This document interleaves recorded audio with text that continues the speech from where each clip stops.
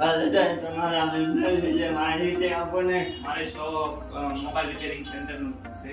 SK mobile repairing centre છે. મારે તમામ જાતની મોબાઈલ એસેસરીઝ ને મળી રહેશે. મારું મેઇન કામ મોબાઈલ રિપેરિંગ રિપેરિંગ નું છે. તમામ અર્જન્ટ મોબાઈલ રિપેરિંગ કરી આપવામાં આવશે.